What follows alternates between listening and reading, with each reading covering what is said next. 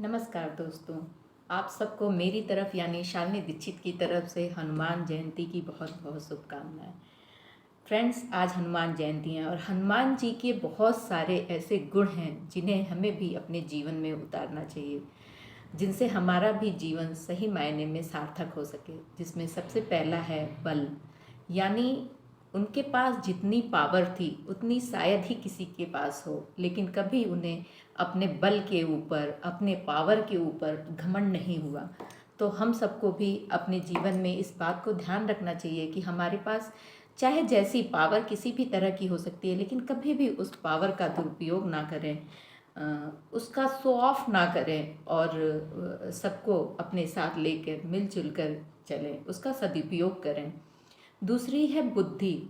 उनके पास इतनी बुद्धि थी, इतने बुद्धिमान थे, इतने चतुर थे, इतने चंचल थे, लेकिन कभी भी उन्होंने अपने बुद्धि को दूसरे के ऊपर ऐसा हावी नहीं किया कि कोई मुझसे कमज़ोर है या मैं उससे ज़्यादा बुद्धिमान हूँ। उन्होंने अपनी बुद्धि का हमेशा सही जगह पर सही तरीके से इस्तेमाल किया है।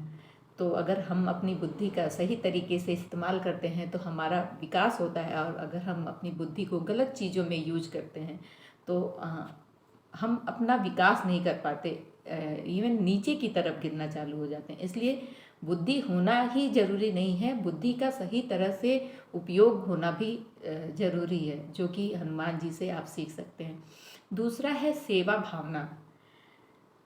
हनुमान जी निश्चल सेवा, श्री रामचंद्र जी की, सीता जी की, माता की निश्चल सेवा करते रहे। उनकी सेवा भावना में, उनके प्रेम में कभी कोई मिलावट नहीं रही। कभी उन्होंने कुछ चाहा नहीं कि मैं आपकी सेवा कर रहा हूँ या मुझे इस सेवा से कुछ मिलेगा, तो इस तरह की भावना उनके में कभी नहीं रही। उन्होंने निश्चल सेवा और प्रेम भगवान को समर्पित किया। और आप देखिए कि हम जब किसी को बिना किसी इच्छा के, बिना किसी लालच के किसी की सेवा करते हैं तो उसका फल भी हमें ज़रूर मिलता है। और आज भी देखिए हनुमान जी को पूजा जाता है और हम जगह जगह हनुमान जी को देखते हैं। आज उनका प्रकट उत्सव है, तो आप सब उनकी इस भक्ति भावना को, उनकी इस सेवा भावना को, उनकी बुद्धिमत्ता को, उनका जो पावर था, इन सब से प्रेरणा लीजिए और अपने भी जीवन में इन सब को उतारने की कोशिश कीजिए।